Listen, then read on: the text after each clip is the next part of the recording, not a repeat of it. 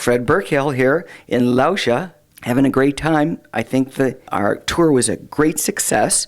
Lauscha is just an enchanting storybook town nestled in the middle of two mountains, like a Christmas story. If it were Christmas time or snowing, you'd swear that Santa was just on the very edge. We've had a really good time. I don't see where we could have had the synergy of all these artists anywhere else. It's just a wonderful feeling. We got to see the artists that are behind the scenes, like Walter, the eye maker, somebody you wouldn't find necessarily walking down the street, and if you did, you wouldn't know he was the world's best eye maker.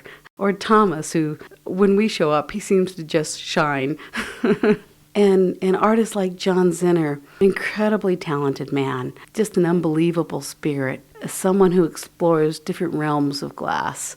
From all the manufacturing processes to the artistic abilities here, the sharing of ideas and skills, the camaraderie, the warmth that was shown us here, we couldn't have asked for a better reception.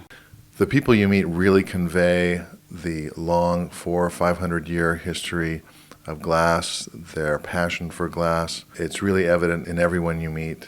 I really loved coming to Lauscha because I really got a sense of the origins and the traditions and the rich history that has brought glass to the point it is today. This is my third time here, and I was influenced by Lauscha as a young boy by seeing their work in person in the United States and in books.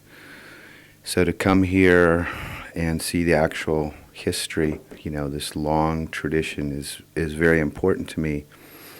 And the people here are very warm and engaging and sharing, and so much fun to be with. It's almost too much fun. It's such a concentration of especially flame workers, a couple hundred or so of them making all these various things in this little valley. I've enjoyed the balance of the tour, that we had the intensive hands-on in the studios, and then to get out into the countryside, all those country restaurants and the roads. You drive through and you see these small towns in the valleys. Everything is in balance here between man and nature. The food was excellent. Oh, you've got to love a little more pork.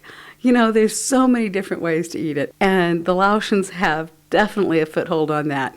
But if, beer has to be the number one staple food, they really do have some fabulous food. And some of the settings in which we found it were unbelievable.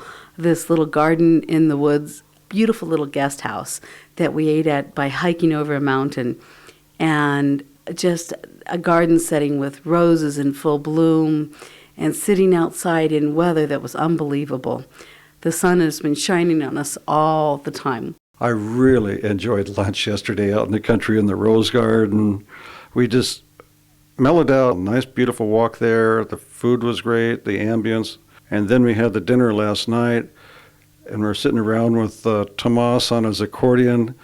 I was telling a couple of the others, I think we've just had the German experience.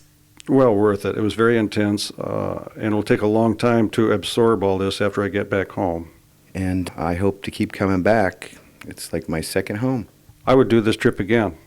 Yeah, I would really do this trip again. It was well worth it. We've made some good friends, and I want to come back just to say hello to them. So the next time we have a tour of Turingen, by all means, you must attend.